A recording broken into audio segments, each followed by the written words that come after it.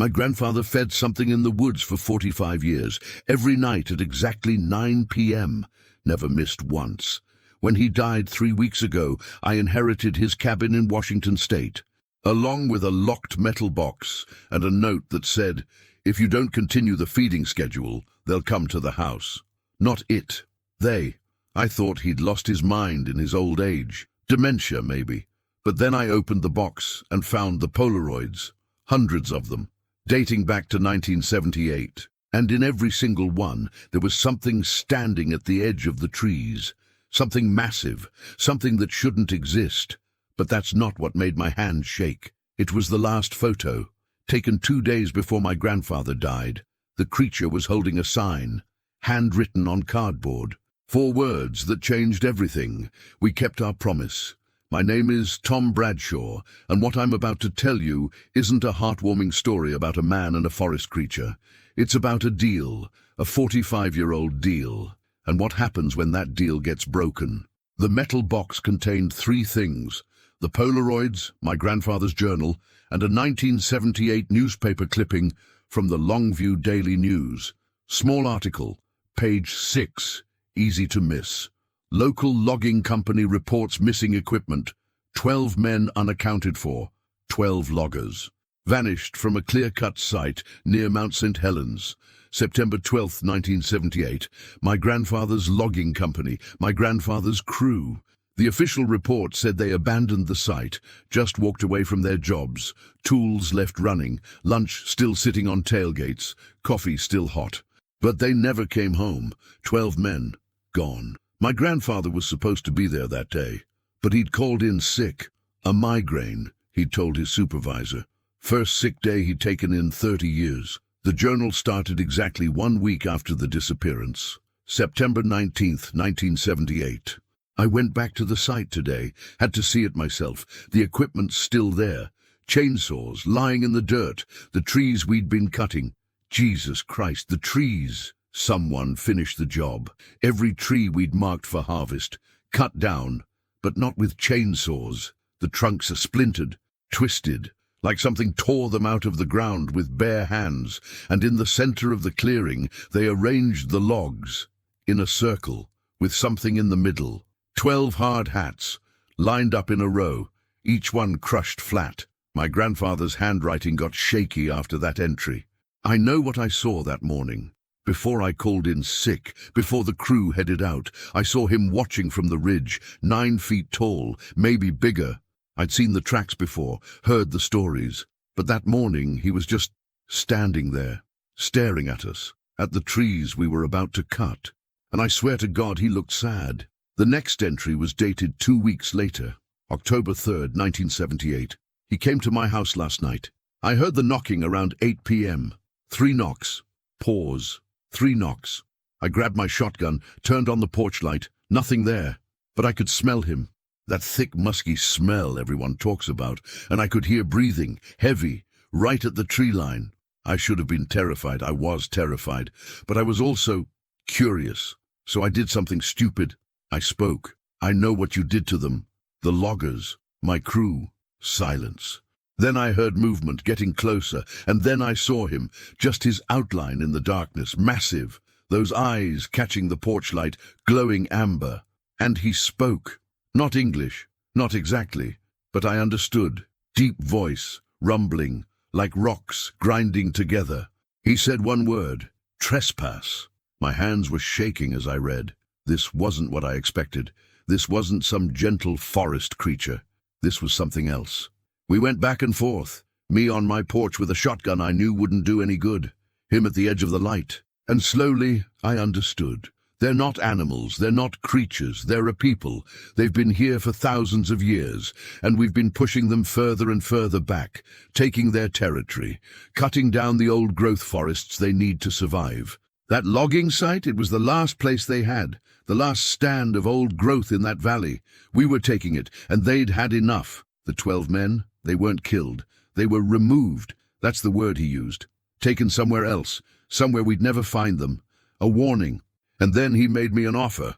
The next page made my blood run cold. He said his people are dying, not from us hunting them, though that happens. They're dying from loneliness, from isolation. Their numbers are too small now. They're scattered across too much distance. Many of them are alone, completely alone. There's one, his brother, lives in the forest behind my property. He's been alone for 20 years. No mate, no family, no contact with his own kind, just existing, surviving. The offer, I feed him every night. Make sure he doesn't starve. Keep him company so he doesn't go completely mad from isolation. In exchange, they leave the valley, all of them. They'll move deeper into the Gifford-Pinchot wilderness. They won't bother the logging operations, won't remove any more people. And the 12 men, they'll be returned, alive, unharmed, just confused, dropped off at their homes with no memory of where they've been. I have 24 hours to decide. The next entry was one sentence. I said yes. I sat in my grandfather's cabin, the journal shaking in my hands, trying to process what I was reading. This wasn't kindness. This wasn't some beautiful interspecies friendship. This was a hostage situation. My grandfather had spent 45 years feeding a creature to keep a deal, to prevent something worse. I kept reading. October 6th, 1978. They returned the men last night, all 12 of them. Showed up at their homes, no injuries, no memory of the past 3 weeks. The doctors say it's mass trauma, dissociative amnesia. The logging company quietly paid them off, told them to keep quiet. The whole thing got buried. And tonight I met August. August. My grandfather had named him. He's not what I expected. He's broken. That's the only word for it. 20 years alone in these woods. He barely remembered how to communicate, even with his own kind. The brother who came to my house had to teach him the words again. August doesn't hunt well anymore. Doesn't forage efficiently. He's forgotten how. When you're that alone for that long, you forget how to be alive. You just survive. Barely. I left venison at the feeding spot, apples from my tree. He took them, didn't come close, didn't make eye contact, just grabbed the food and disappeared. This is going to be a long 45 years, but it wasn't all grim. As I read through the decades of entries, I saw something else emerge. A genuine friendship. Slowly, painfully slowly. August began staying longer at the feeding spot. Started making vocalizations. His version of thank you and hello. Started leaving gifts. And my grandfather, despite the dark origins of their arrangement, began to care about him. August sat with me tonight, December 1985. 7 years now. He's different than he was. More alive. He communicates more. Even laughs sometimes. This huffing sound when I tell him about my day. I think he was dying before. Not from starvation, from loneliness, and we're both less alone now. But every few years, there'd be an entry that reminded me this wasn't a friendship built on choice. The brother came again tonight, April 1991, just to check, to make sure I'm keeping my end of the deal. He didn't say what would happen if I stopped. He didn't have to. I remember those 12 hard hats, crushed flat. The journal entries became more personal over the years. My grandfather genuinely grew to care about August, and August, in his limited way, seemed to care back. August brought me mushrooms today, May 1998. The medicinal kind the old-timers used for arthritis. My knees have been bothering me. I never told him, but he noticed the way I've been walking. He cares. This thing that was supposed to be a transaction, it became something else. But there were darker entries too. Reminders of what August's kind was capable of. Hunters came through last week, July 2003. 3 men from California. They'd heard the stories, wanted to bag a Bigfoot. I tried to warn them off my property. They came back at night anyway. They're gone now. August's brother handled it. I don't know what handled it means. I don't want to know. The brother came to my house after, thanked me for trying to warn them, said I'd upheld my part of the deal. I threw up after he left. My grandfather was trapped. He'd made a deal with something powerful and ancient, something that kept its promises but also kept score. And 45 years in, he couldn't walk away even if he wanted to, because August depended on him, and the deal protected everyone else. I'm getting old. January 2018. I'm 87. How much longer can I do this? Who takes over when I'm gone? Tommy, God, I can't ask him to take this on, but if I don't, if the feeding stops, what happens to August? What happens to the valley? That's when I realized the weight of what I'd inherited. This wasn't just a cabin. It was a responsibility, a burden, a deal that predated me, but now fell on my shoulders. The last entry was dated 3 days before my grandfather's death. August knows I'm dying. He brought me something yesterday, a root. Told me we can communicate now after all these years, that it would help with the pain. It did. I asked him what happens when I'm gone. He was quiet for a long time. Then he said, the deal was with you. When you go, I go too. Back to the deep forest. Alone again. And I begged him to give Tommy a chance, to let the deal continue. He said he'd think about it. But I saw it in his eyes. The same look he had when we first met. That emptiness. That death. He's already resigned himself to it. 20 years alone before me. However many years he has left alone after. I've failed him. I closed the journal, looked at the clock. 8:47 p.m. 13 minutes until feeding time. I didn't know what I was doing, didn't know if this was real or if my grandfather had been delusional. But I knew one thing. I'd inherited this. And I'd see it through, at least tonight. I went to the freezer, found venison wrapped in butcher paper labeled 4A, grabbed apples from the basket on the counter, honey from the cupboard, raw, local, exactly the kind the journal said August preferred. At exactly 9 p.m., I walked to the tree line, to the feeding spot. A flat rock, worn, smooth by decades of use. I set down the food, and I waited. Nothing happened for 10 minutes. Then I heard it. That 3-knock pattern my grandfather had written about. Once, twice, 3 times, then silence. Then I heard breathing, heavy, close, and I saw him. August stepped out of the darkness. He was old, so old. His reddish-brown hair was grey around the face. He moved stiffly, but his eyes, sharp, intelligent, sad. He looked at the food, then at me, then back at the food, and he shook his head. A clear, unmistakable gesture. No, please, I said. My grandfather wanted this to continue. He wanted you to... August made a sound, not aggressive, mournful. Then he spoke, that grinding rock's voice my grandfather had described. Deal was with him. I'm his grandson. I can keep the deal. I want to keep the deal. Why? The question caught me off guard. Because you shouldn't have to be alone again. Because it's the right thing to do. August stared at me for a long moment.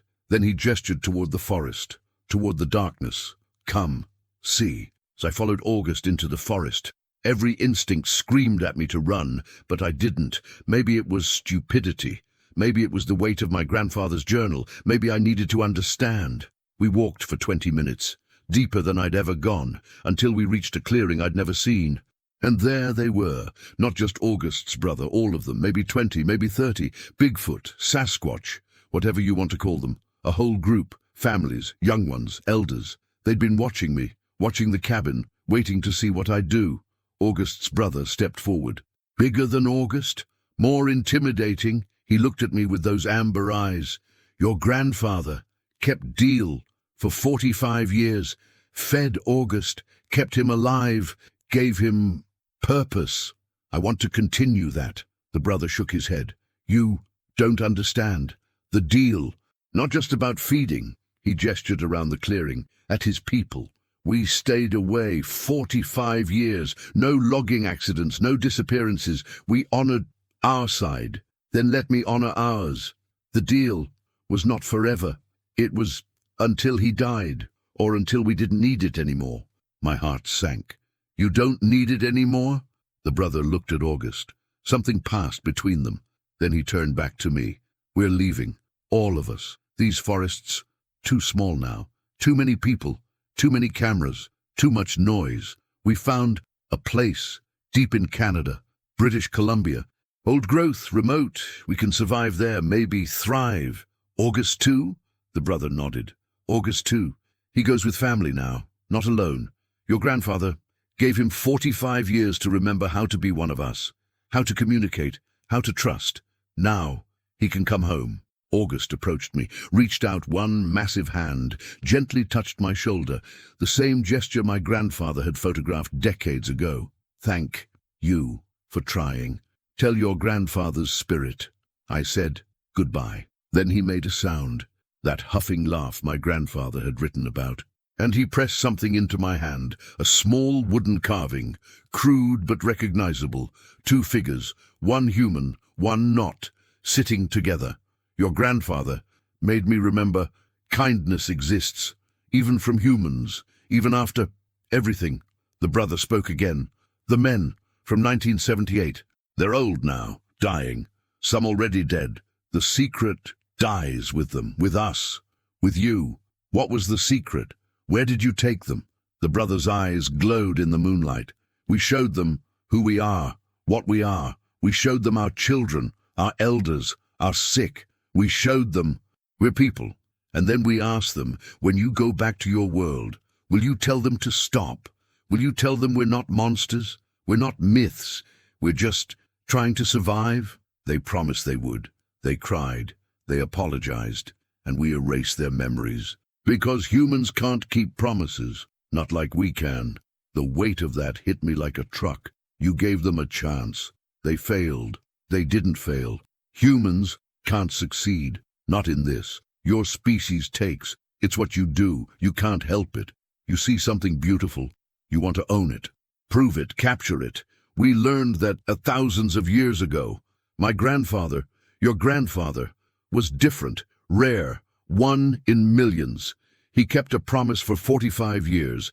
He fed August not because he wanted fame, not because he wanted proof. He did it because he said he would. The brother paused. "That's why we're telling you this, why we're letting you see us. You earned that by coming here, by trying. But the deal is over.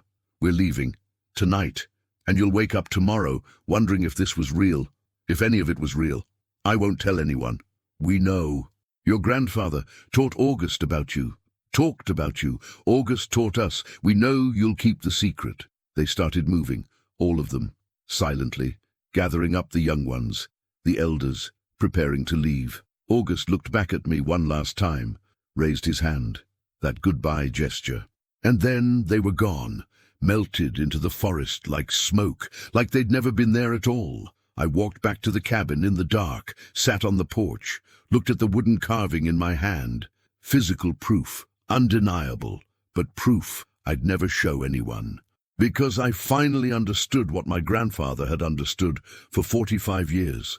Some beings deserve to exist in peace, hidden, protected, even if it means we never prove they're real. August didn't fear people because we hunted him. He feared us because we can't leave well enough alone. Because our need to document, to prove, to own, is stronger than our capacity for compassion.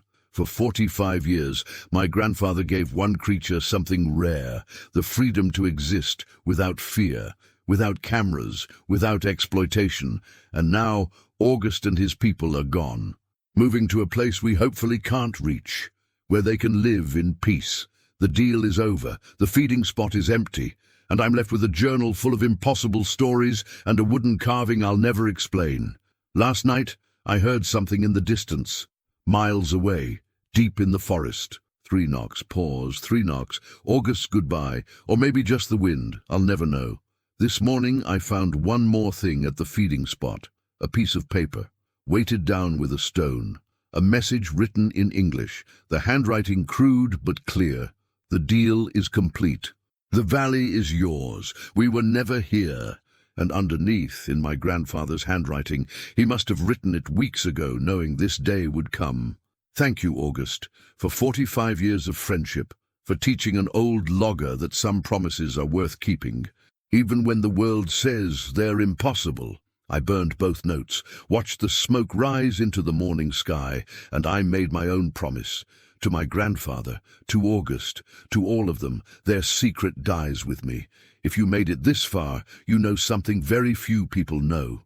The truth about what lives in our forests, and why they're disappearing. Not because we're hunting them to extinction, because they're choosing to leave, choosing isolation over coexistence, because we've proven, time and time again, that we can't be trusted. My grandfather kept a 45-year promise, gave one creature a reason to hope, and in the end, it wasn't enough to change anything. But it mattered. To August, it mattered. If this story made you think about what we owe to the beings we share this planet with, please hit that like button and let me know in the comments where you're watching from. And ask yourself, if you made a promise to something the world says doesn't exist, would you keep it? If you want more true Bigfoot stories that go deeper than sensational headlines, subscribe to Silent Bigfoot Stories and turn on the notification bell. We upload new encounters every week. And if you're ever in the deep wilderness and you find evidence of something impossible, maybe ask yourself if the world really needs to know. Maybe some secrets protect more than they hide. Until next time.